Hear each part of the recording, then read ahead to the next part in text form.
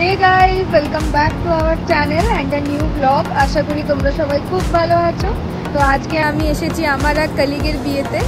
আমার কলিগ মুসলিম, তো এই প্রথমবার আমি কোনো মুসলিম ওয়েডিং অ্যাটেন্ড করছি, তাও আবার হায়দ্রাবাদে। তো আমি তো খুবই এক্সাইটেড। তো আমরা ভেন্যুতে পৌঁছে গেছি, তোমরা দেখতেই পাচ্ছ কত ফাঁকা ফাঁকা, এখনো কোনো লোক আসেনি, শুধুমাত্র আমরাই এসেছি। হাই আপান, হাই মহিদর, आसिफ, हाय, हाय, पवन, हाय बोलो, हाय टू द कैंप। এখন বাজছে রাত 9টা, একটা সিটও ভর্তি নেই, কেউ বসে নেই। আমি জানি না বিয়ে বাড়ি এদের কখন স্টার্ট হয়, বাট একটাও দেখো, একটাও কেউ বসে নেই, পুরো পুরো খালি। আর তোমাদের যদি ভালো করে দেখাই, মুসলিমদের বিয়ে বাড়িতে এখানে একটা করে পর্দা থাকে, এটা একটা পার্টিশন। এটা হচ্ছে ছেলেদের জায়গা, এখানে ছেলেরাই বসবে খালি। হ্যাঁ, ওই ও সরি, যেমন বললাম এটা ছেলেদের জায়গা, আমরা এখানে দাঁড়াতে পারবো না। ওই দেখো, ওইটা মেয়েদের জায়গা, এখানে পার্টিশন দেওয়া আছে, আমাদেরকে ওই পারে যেতে হবে, এখানে আমরা দাঁড়াতে পারবো না, সো সরি। তো এই দেখো, আমরা দুজন কলিগস, আমরা যাচ্ছি এখন মেয়েদের সেকশনে। আচ্ছা, এখানে একটা পর্দা মতো দেওয়া আছে, এখানে ভিডিওগ্রাফারও নেই, এখানে ছেলেদের কোনো এন্ট্রি নেই। সত্যি কেমন একটা আলাদা আলাদা ফিল লাগছে আমার। তো এটা হলো মেয়েদের জায়গা, এখানে মেয়েরাই খালি বসবে, ওই যে ওখানে বসার জায়গা। এখনো কেউ আসেনি, একজনও আসেনি। ওয়েডিং হলটা খুব সুন্দরভাবে সাজানো, ওয়েডিং হলটা অসাধারণভাবে সাজানো। আর এই যে পার্টিশন, তো তোমরা দেখতেই পেলে এখানের অ্যারেঞ্জমেন্ট কেমন।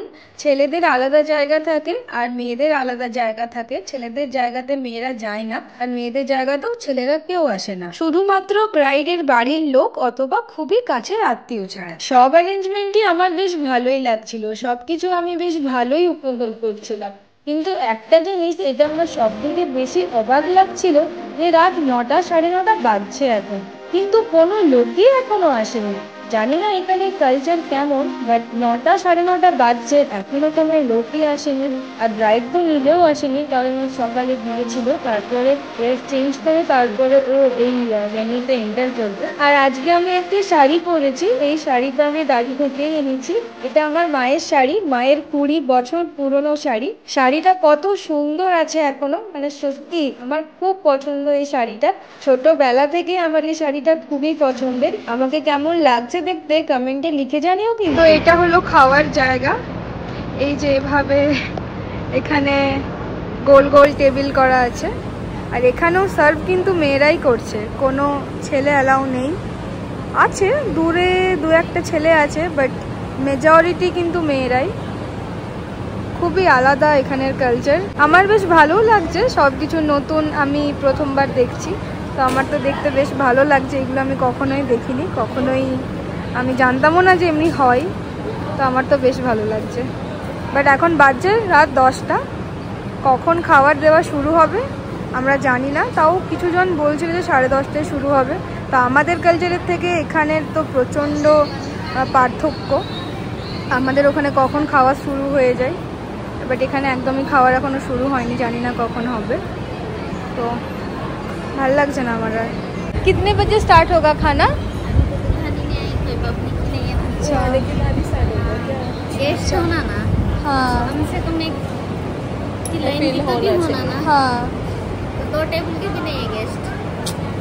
यहाँ पर सब लेट आता है ना बहुत। लेट, हाँ यहाँ पे लेट भी होता है। अच्छा, 11 के बाद।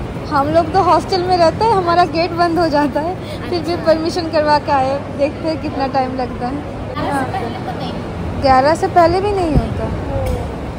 ओह, कोई भी फंक्शन में मैम अच्छा, 10:30 को भी स्टार्ट हो जाता है, तो तब सही है। जैसा बाहर के है ना, हाँ। तो दूर से आए, हाँ। ऐसा वो दुल्हन वाले जैसा जिसके यहाँ का फंक्शन है ना, वो गड़बड़ करे। तो फिर खत्म कब होता है? सुबह हो जाता है, सारा रात चलता है, 3 बजे बज जाते हैं, मेन ये तक 3 बज जाते हैं। आप लोगों का तो बहुत गए तक तो 3 भी बजते, कभी 4 4 भी बजते हैं। बहुत मेहनत की काम है। क्या करेंगे, पढ़ते लिखते थे तो कुछ तो। अरे कोई नहीं, कोई भी काम छोटा नहीं होता। हाँ सब पढ़ेंगे लिखेंगे तो इसके तरफ कौन ध्यान देंगे? हाँ, वो भी है ना, कोई भी काम छोटा नहीं होता। नहीं है, लेकिन 10 तो बज रहे, 10 बज रहे, 10:30 तक। हाँ, उनको कॉल किए थे हम लोग कि वो बोले कि आ जाएंगे 30 मिनट्स के अंदर, तो आ रही होंगे, बस वेट ही करते हैं और क्या कर सकते हैं। 10টা বেজে গেছে, বাট তাও ব্রাইডের দেখা নেই, তো খাওয়া দাওয়াও কিচ্ছু শুরু হয়নি। আর মিনওয়াইল আমরা দেখি যে বর এসে গেছে। আর এমনিতেই এটা ছেলেদের সেকশন, আমাদের এখানে বসা অ্যালাউড না, তবুও আমরা একদম পেছনের রোতে বসেছিলাম যাতে কেউ না আমাদের কত নোটিস করে বা কিছু বলে। আর সামনে থেকেও বরকে কংগ্রাচুলেশন জানাতে যাইনি আমি আর আমার কলিগ। আমার বাকি মেল কলিগরা গিয়েছিল, তাদের যাওয়া ঠিক আছে, বাট আমরা যেতে পারবো না। তো রাত 10:30টার পরে খাওয়া দাওয়া শুরু হয়, আর তখন দেখি যে বেশ ভালোই লোক এসে গেছে। আমাদের বসার কথা তো মেয়েদের সেকশনে ছিল, কিন্তু আমি আর আমার কলিগ আমরা দুজনেই খুবই একা একা ফিল করছিলাম। আমাদের একদমই ভালো লাগছিল না এইভাবে টিমকে ছেড়ে দিয়ে একা একা ঘুরতে। তো ব্রাইডের বাবা দাদা এনারা খুবই ভালো ছিলেন, উনি আমাদেরকে ছেলেদের সেকশনেই বসার জন্য বলেন। ওনারা বলেন যে ওনাদের কোনো প্রবলেম নেই, আমরা আরামসে এখানে বসে খেতে পারি সবার সাথে। তো আমাদেরও সত্যি খুব ভালো লাগলো। আমরা তো ভেবেইছিলাম যে আমাদেরকে একা একা বসে খেতে হবে অন্য সেকশনে গিয়ে, বাট এখানে আমরা সবাই মিলে একসঙ্গে খেয়েছিলাম, আমাদের খুব ভালো লেগেছিল খুব। এখানে খাওয়া দাওয়ার ধরনটা একটু বলি তোমাদের, তোমরা তো ভিডিওতে আগেই দেখলে যে এখানে গোল গোল টেবিল রাখা ছিল, তো প্রত্যেকটা গোল গোল টেবিলে এভাবে সবাই বসে যাবে, আর লোকেরা এসে প্রত্যেকটা টেবিলে যা যা আইটেম হয়েছে সেই খাবারগুলো সার্ভ করে দিয়ে যাবে। এই যে এখন একবার দেখো খাবার সময় কত ভিড় হয়ে গেল হঠাৎ করে। আর এটাও দেখো, একটাও মেয়ে নেই কিন্তু, শুধুমাত্র আমরা দুজন ছাড়া। তবে আমাদের কোনো কিছু মনে হয়নি, কোনো রকম আনইজি ফিল হয়নি, কারণ আমি সবসময় কুল থাকি। আর ব্রাইডের বাড়ির লোক এতটা সাপোর্টিভ ছিল যে আমাদের কোনো কিছু মনেই হয়নি, আমরা খুব ভালোভাবে খেয়েছিলাম শান্তি করে। মেনিউতে যে কত রকমের আইটেম ছিল সত্যি আমাদের কাউন্ট করা হয়নি, মানে আনকাউন্টেবল নাম্বারসের খাবার আসছিল, পরপর এসেই যাচ্ছিল কিছু না কিছু। ভেজ নন ভেজ মিলিয়ে অনেকগুলো আইটেম ছিল। বিরিয়ানি হয়েছিল, তারপর ভেজ পোলাও, ভেজের মধ্যে অনেকগুলো স্ন্যাক্স আইটেম হয়েছিল, চিকেন হয়েছিল, তারপর ক্রিস্পি চিকেন, মাটন পায়া। মাটন পায়া হলো একটা স্যুপের মতো খাবার। তারপর অনেক রকমের ড্রিঙ্কস ছিল যেগুলো সোডা আর ফলের এক্সট্র্যাক্ট থেকে বানানো হয়েছিল, অনেকগুলো ভ্যারাইটিসের ছিল, আর সবগুলোই কিন্তু খেতে ছিল খুব সুন্দর। ডেজার্টের মধ্যেও 3-4 রকমের অপশন ছিল, যেমন এটা হলো ম্যাঙ্গো রাবড়ি, আর এর ওপরে অনেক ড্রাই ফ্রুটস দেওয়া ছিল, ভেতরেও অনেক ড্রাই ফ্রুটস ছিল, আরও কিছু কাস্টার্ড পুডিং এই ধরনের মিষ্টির আইটেম ছিল। বাট আমি এত খাবার খেতে পারিনি, ডেজার্টের মধ্যে শুধুমাত্র আমি এই ম্যাঙ্গো রাবড়িটাই টেস্ট করেছিলাম, এটা খেতে আমার খুব ভালো লেগেছিল।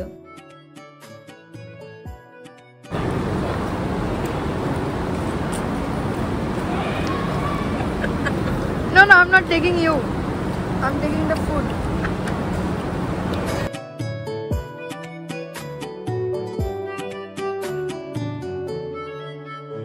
রাত 11:20 নাগাদ ব্রাইডের এন্ট্রি হয়। আমার দেখা এটা প্রথম বিয়ে বাড়ি যেখানে আমি ব্রাইডকে 11:30টার সময় ভেনিউতে পৌঁছতে দেখছি। আমাদের খাওয়া দাওয়া হয়ে যাওয়ার পর আমরা শুধুমাত্র ওর জন্যই অপেক্ষা করছিলাম যে ও কখন এন্ট্রি করবে আর আমরা গিফটটা দিয়ে তাড়াতাড়ি বেরিয়ে যাব, কারণ আমরা তো সবাই হস্টেলেই থাকি, আর আমি আর আমার কলিগ আমরা দুজনে তো গার্লস হস্টেলে থাকি, আর আমাদের হস্টেল বন্ধ হয়ে যায় রাত 10টাতেই, হস্টেল বন্ধ হয়ে যায়। তো এই জন্য এতটা টেনশন হচ্ছিল। আমি অলরেডি পারমিশন নিয়ে এসেছিলাম যে আজকে আমার বিয়ে বাড়ি আছে, ফোন করলে প্লিজ দরজাটা একটু খুলে দিও, বাট এতটা দেরি হয়ে যাবে আমরা সত্যি কেউই এক্সপেক্ট করিনি। তারপর ব্রাইড যে যখন এন্ট্রি নিচ্ছিল তখন এত ফটোস তোলা, আরও যা যা হয় এগুলো স্বাভাবিক, এগুলো তো হয়, কিন্তু এতটা দেরি হয়ে যাবে আমরা সত্যি কেউ এক্সপেক্ট করিনি। কিন্তু আমাদের কলিগকে, আমাদের বন্ধুকে সত্যি দেখতে খুবই সুন্দর লাগছিল। আর এতক্ষণ ধরে ও যে মেকআপ করেছে, ওকে সেজেছে, সত্যি ওকে দেখতে খুবই সুন্দর লাগছিল। ওদের কালচারে ওরা এভাবেই জামা কাপড় পরে বিয়েতে, মানে ও একটা চুড়িদার পরেছিল আর ওকে দেখতে সত্যি খুবই সুন্দর লাগছিল, একদমই মুখটা চেনা যাচ্ছিল না, খুবই মিষ্টি লাগছিল দেখতে। তো ও ওয়েডিং হলে ঢোকার সাথে সাথেই আমরা ওকে গিফটটা দিয়ে দিই, আমরা এর জন্যই অপেক্ষা করছিলাম অনেকক্ষণ থেকে।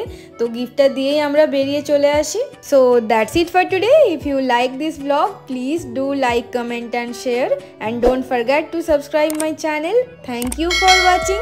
By, have a nice day.